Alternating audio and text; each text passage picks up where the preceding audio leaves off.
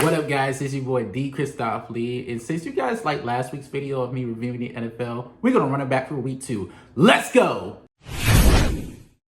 Boy, oh boy, this game was nothing but Bills' domination on defense as they intercepted Tua 3 times before the half. Thanks to the new two-man safety system that teams are now using at a higher rate to stop deep threats like Tyreek Hill and Jalen Waddle. And that also answers the reason why week 1 wasn't optimized for scoring and why we're not getting as much scoring, because now they're using the two-man safety. Also, let's take a moment of silence for our boy Tua, because he suffered yet another head injury. And to be honest, if I was him, I probably would retire for his health on and off the field, because off the field are way more important than being on the field. He's made his money.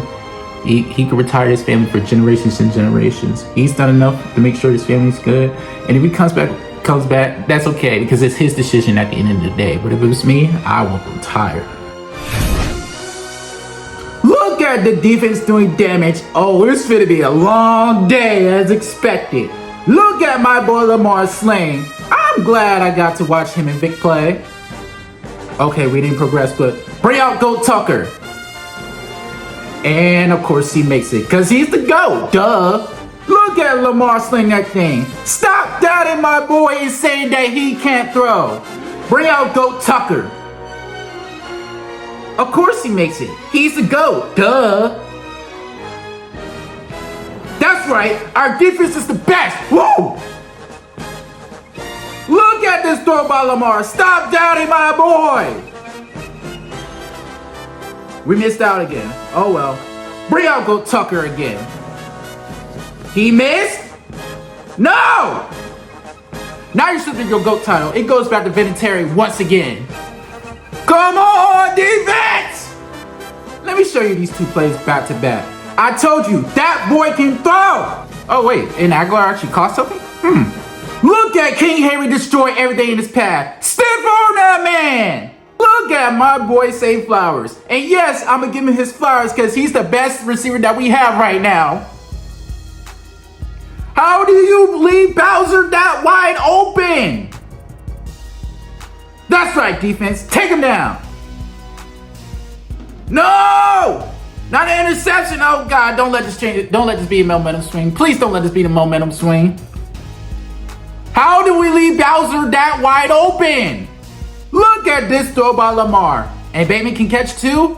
We set now. We set. King Henry. Look at that boy go. Oh, a Wildcat? I haven't seen this in forever. Oh God, I'm getting PTSD right now. Anyway, look at King Henry wreck everything. Why didn't we trade for Davante Adams? Again, why didn't we trade for Davante Adams? How do we leave Bowser that wide open? Stop letting Bowser get the ball. Again, why didn't we trade for Davante Adams? I know this is a sack, but how did Wilkins jump over Max Crosby and clear him like he was at track and field? Why the check down though? Why? Okay, good, we got a playoff. Now throw it to Isaiah, because he'll likely win us the game, right? Right?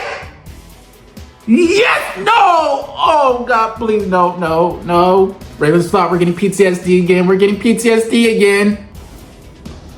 Okay, yes. Okay, Lamar, make match. No, throw it to Zay. Throw it to Zay. No!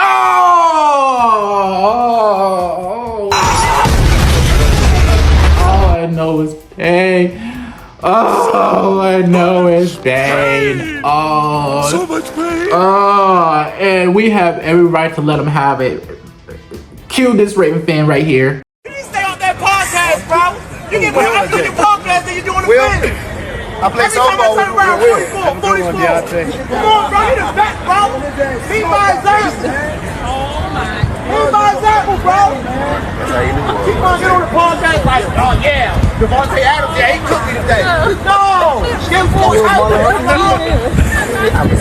knew. God damn, Scott. Hey, Scott, tell them all to stay off that podcast, man. I'm being serious, man. Podcast, y'all know that's true. That's why everybody out here coming to laugh. That man keep on give out apples. Then you need some fans no love. That's the sad part about it. He said he was going to start sign autograph. On his There you go. That's on the picture right there. Have a good one, Bo. Hey, Bo. Taking a picture, Bo. Hey, Nate, your name Bo, come on, bro. Come on, Bo. Bo Bray. Come on, man. Put Bo back. What's Come on, up, Bo. bro? You better than Marlon. He say he about to come over here. Yeah, Bo. I barely even want to go over this game because fuck the Giants. But the Commanders really won off of field goals. And I believe this is the first time a team has outscored a team. And I believe this is the first time a team has outscored another team in touchdowns. Because the Giants got 3, we got 0. And still the Giants somehow lose the game. Only the Giants, bro. Only the Giants. Like, how do you do that? But my Commanders find a way to win. Jaden Daniels looked good, completing 23 of 29. And B.J. Robinson, who many men wish death upon him, had 133 on the day. No touchdown, though. But still, a win is a win. A win is a win. A win is a win. I don't care what y'all say. A win is a win. They're eating the cats. The Panthers just suck. Good God, I would hate to beat Bryce Young, who every week is looking worse and worse. But it's not just him. The whole team just sucks. It just looks terrible, and they just look terrible. Panthers, they are entering 2008 Lions and 2016 Browns. But even then, they look better than what the Panthers look right now. Oh my God. And I guess this is what Trump meant when he said they're eating the cats and the dogs. They're eating the cats. Boy, oh boy, it is always a good day in America when the Cowboys lose. Remember when I told Cowboys fans prepare for 4 more years of disappointment? This is what I mean. One game you get good Dak. Next game you get bad Dak. And when they play bad teams, the numbers look good, but the stats are still empty. And when he plays good teams, it's either pedestrian or empty stats. Meanwhile, Alvin Kamara was a straight wrecking ball in a minute as he scored 4 TDs on the day. 3 on the ground and 1 in the air. Damn. Add that to the missed bet counter. I mean, he was wrecking everything. You would have thought it was Christmas again. And it looked like it was Christmas the way Saints fans were celebrating after the game.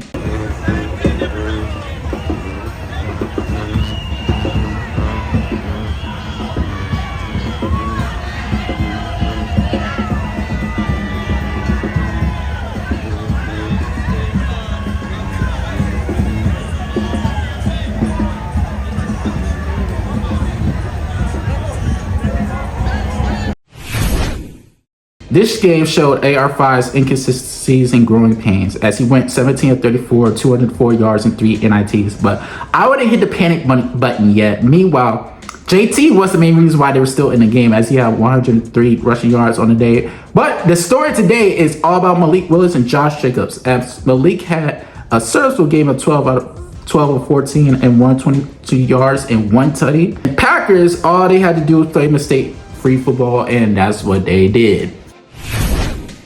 Jaguars, what the hell is that?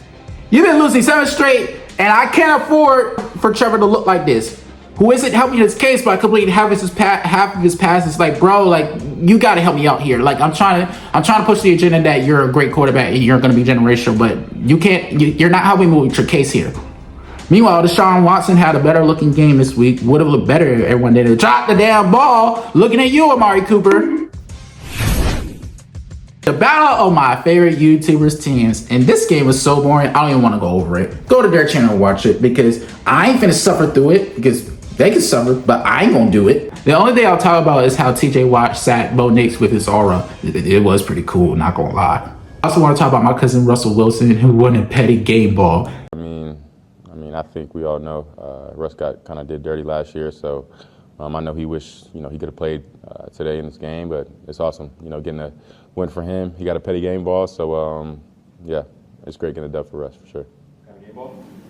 Petty game ball, because he was here, so. Like, who does that? A petty game ball? I never heard of that, but hey, anything to see the Broncos suffer. But also, it looks like he won everything in the divorce. Would have been so much better if he played against them. That would have been even more petty. Wait, why is there no Jets graphic though? Like, It just can't be that bad. Like, did the intern forget to submit it? Did Will Levis not learn his lesson from last week? Like, what is this play? What are you doing, Mayo Man? Why are you doing that? No, I keep doing it though. It is funny though. I ain't gonna cap. But still, what are you doing? But I'm glad to see my other goat, A-Rod, is still slinging it as he had 18 of 30, 176 yards, and 2 tutties. Meanwhile, the workhorse today was Breece Hall, as he had 114 yards from scrimmage and 1 tutty. Meanwhile, Will Levis, aside from that boneheaded play, he did play decent as he had 19 of 28 and 192 and 1 touchdown. Just stop making boneheaded plays! Niners, what the hell is that? This was supposed to be an easy game for you, and you go and do that? This game score is a deception of what happened because the Vikings dominated every phase of the game. The only thing that kept the 49ers in the game, Fred Wagner. This ref runner with Justin Jefferson showed more effort than what they put out. Speaking of JJ, he the definition of backing up and standing on business. He said respectfully, "You're not me." I mean, respectfully, I'm not Garrett Wilson. Our teams play me totally different. And like Cat Williams said, They do look like a phantom until a phantom pull up. and what probably was the best game of the 1 p.m. games, and no, I'm not saying that because I still love my Patriots. Jacoby did a serviceable job once again, 15 of 27, 149 yards, and 1 TD. But the MVP here was Hunter Henry. He had a performance reminiscent of Gronk. God, I miss him and Tom. And the running back by committee had a stellar outing as Stevenson had 81 rushing and Antonio Gibson had 96 yards. But it wasn't enough as the Seahawks squeak out with an awesome offensive outing. As Geno Smith completed 33 of 34, 127 yards. And DK, who's dating one of the baddest women in the game, Metcalf had 129 yards off 10 catches, and Jackson Smith had 117 off 12 catches as the game went into overtime. And I hate it here. Hutchinson, sheesh, he was him as he recorded 5 sacks. Goodness gracious. But the Lions could have won the game if Jared didn't throw as many dirt balls, although he had an okay game besides the 2 NITs. He was 34 55 and 307 passing yards. Amon St. Brown had 119 yards and of 11 catches, and Jahmyr Gibbs had 106 yards total, but they couldn't win because Jared couldn't stop doing dirt balls. This game was straight domination as Marvin Harrison Jr. was definitely him. For those of you that don't know, the kid in this photo, he had 130 yards, 2 touchdowns, and 4 catches. 4 catches off of that. This is like Randy Moss stats. So shout out to this better right here. Lord knows I wish I could have bet this. You can add that to the missed bet counter, and I hate it here. And Mahomes didn't do much, but he did enough, even with the 2 interceptions. But he had 2 passing touchdowns, and I say Pacheco got a lot of work as he had 111 yards total. And damn, we had a quiet day from Kelsey. You want to know why? Because we didn't see Taylor this time. Thank God. Before the Swifties get on me. Like I said, I like Taylor. I like her albums. She's cool. I just don't want to see her all the time. Stop forcing her on us. She cool. I like her. She cool, but stop forcing her on us. Meanwhile, the Bengals did everything they could to win except Jamar Chase. Joe Burrow did have 23 of 36, 258 yards and 2 of them things, but it wasn't enough as costly penalties cost him the game. I don't want to talk about that second penalty because that's my boy Dejon Anthony, because he's from my area, so I don't want to talk about that. More defensive game, but the Texans played mistake-free football, especially my boy CJ Stroud as he threw for 23 of 36 and 260 yards and 1 tutty. And Nico Collins had himself a day as he went from 135 yards and 1 tutty.